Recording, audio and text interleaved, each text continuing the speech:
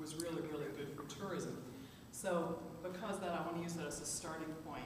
You have all these historic roads here in Michigan and inns along them. We have inns along the historic roads in California too.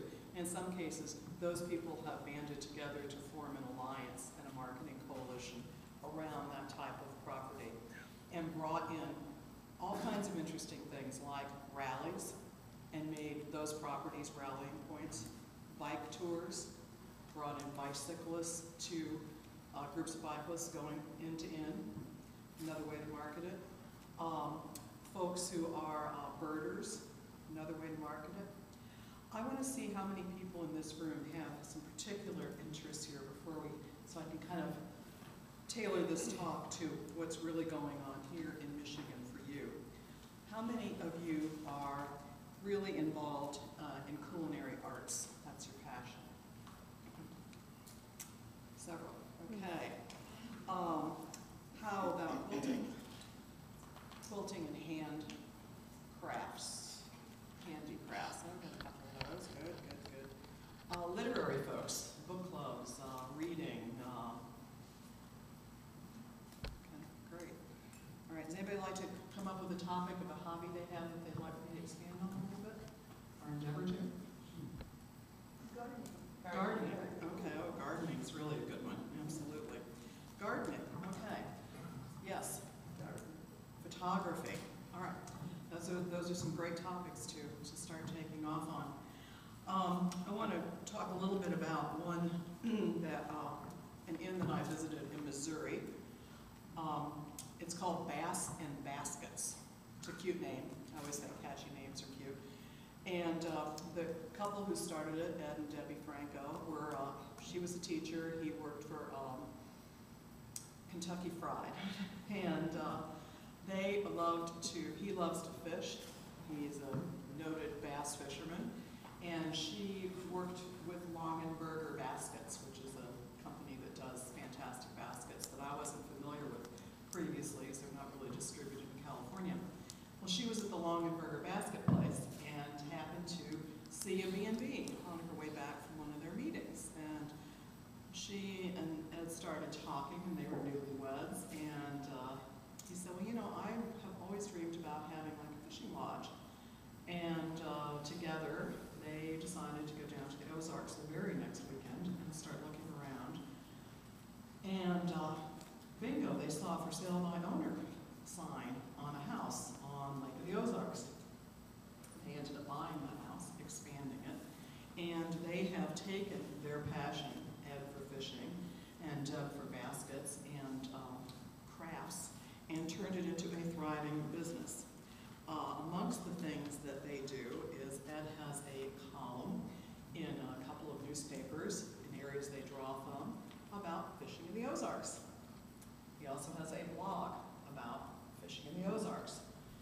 Both of those things really help to pump business into their inn, as you can imagine.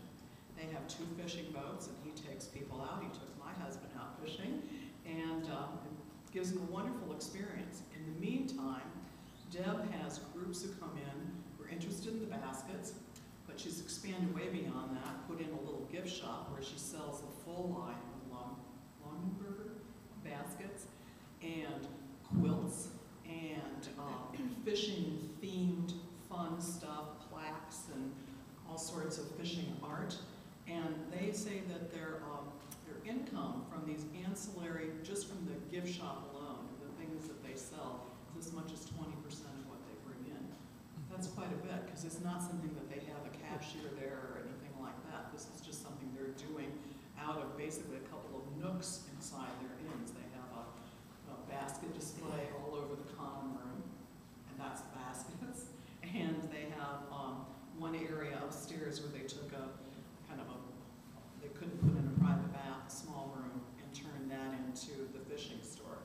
Something else they're thinking about doing, which could be very profitable, and I've seen it done in Wyoming, is bringing in a specialty line of very high-end fishing poles and becoming the exclusive dealer in their area for them. That can be a really good thing, because you have people who are crazy about fishing coming in.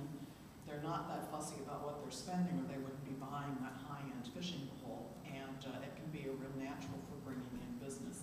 Plus, the manufacturer of that fishing pole very likely has newsletters and various promotional material in which they'll be happy to feature you as the distributor. I think of another inn that I'm very fond of, the Golden Pheasant. It's in Irwin, Pennsylvania. It's right on the Erie Canal. Could that be the Erie Canal? Pardon? Turnpike.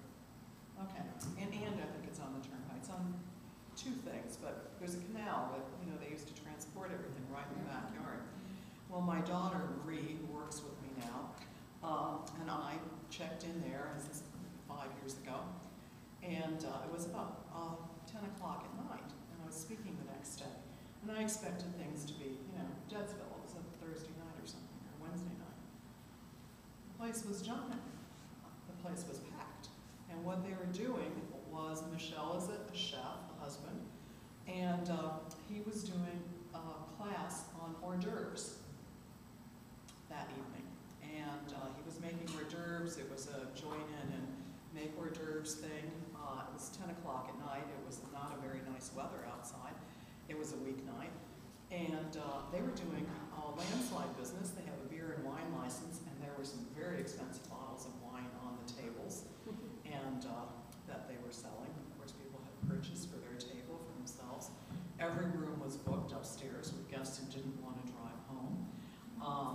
And the final kicker, the one that just absolutely slayed me, was at the very end of the evening, Deb pulls out this beautiful display case, and it was only like this big, and it was the knife that Chef Michelle had been using to make these knives that he'd been using to make the hors d'oeuvres, very high quality professional chef's knives. And I saw her sell 6 of them as I sat there sort of amazed, because these knives were selling at a very, very high price. They were over $100 each.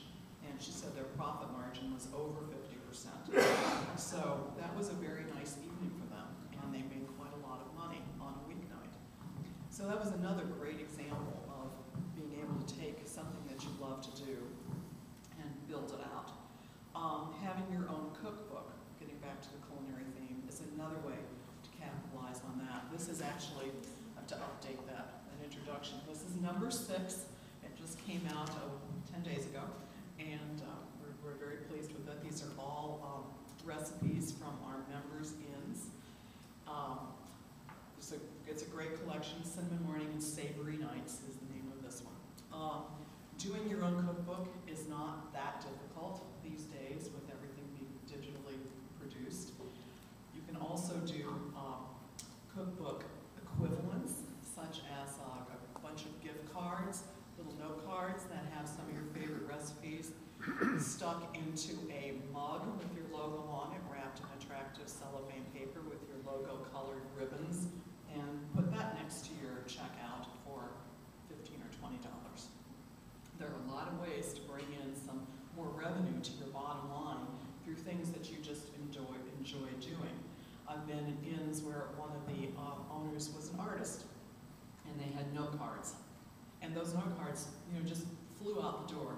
Remember, almost everybody who's going to an inn has to take a gift back to somebody. Think of all the opportunities there are for the babysitter, the mother-in-law, the administrative assistant. You know, there's just so many people. Your inn-sitter, whomever, you know, to bring back a small gift. I've been told repeatedly by inns who have little gift shops or little gift areas, maybe even just an armoire set up near the checkout, that stuff just flies out of them under $20. That it just moves. So that's another great way to increase your bottom line by having things that have your logo on them and sending them out, such as gift cards, such as recipe cards. You're also, of course, promoting your inn in the best possible way, which is, to this day, word of mouth. Word of mouth is number 1. I don't care what anybody else says. They can talk all day about other media. There is nothing that will serve you as well as great word of